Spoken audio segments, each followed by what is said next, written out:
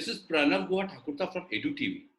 As a lot of things are changing, UGC has decided, given us the date when the students can join, second student, third students, even the freshers, and all the schools have geared up in terms of teaching their kids online, and people are enjoying it also.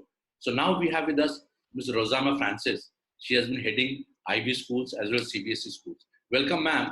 Ma'am, the topic today is, can we reimagine the education post-COVID? Thank you, Mr. Guha. I'm honored to be on your platform.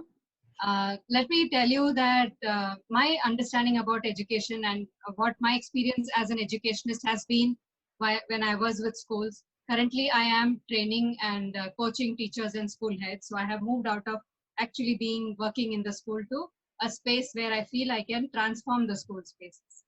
So let's start with the end. I wanted this platform to think of few things today.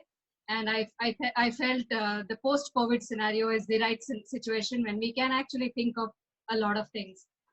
So ideally, a school scenario is supposed to be a space where children learn. Now let's look at what is learning.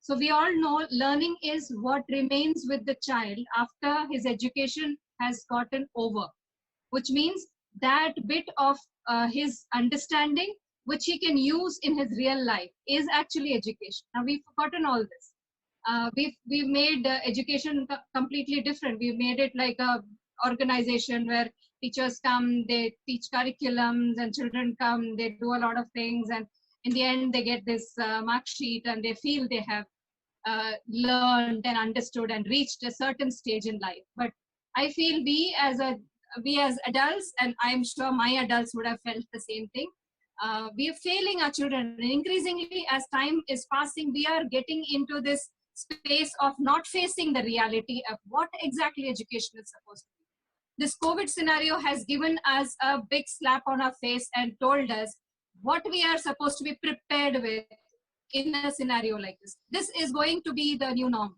Every time we are faced with a new scenario like this, all that we need is presence of mind and the ability to think creatively, to have flexibility, to be collaborative and cooperative, and be patient.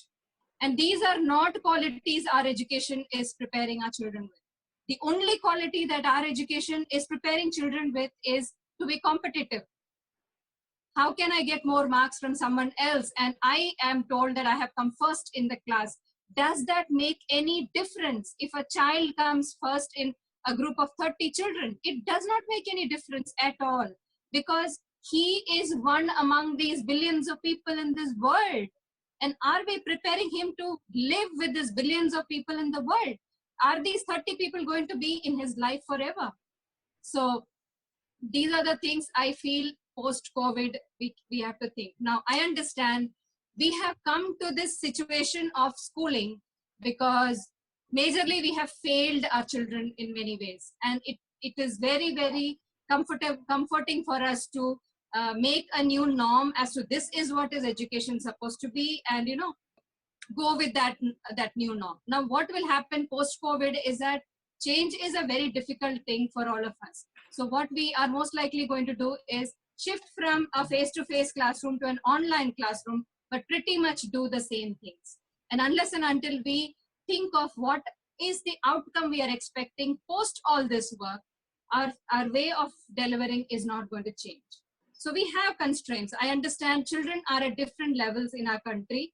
Our country has to, it cannot make a curriculum for every different region based on that region's level. Now, these are all real-term problems. We also have a scenario of teacher shortage. We also have a scenario where we don't have teachers who can make the mindset shift when necessary to come on par with what is required. So I understand these are the ground realities, and we will have to face it as it comes and come up with these challenges as well. Thank you, Ms. Rosama Francis, for your wonderful advice. I'm sure this will help the many stakeholders of education.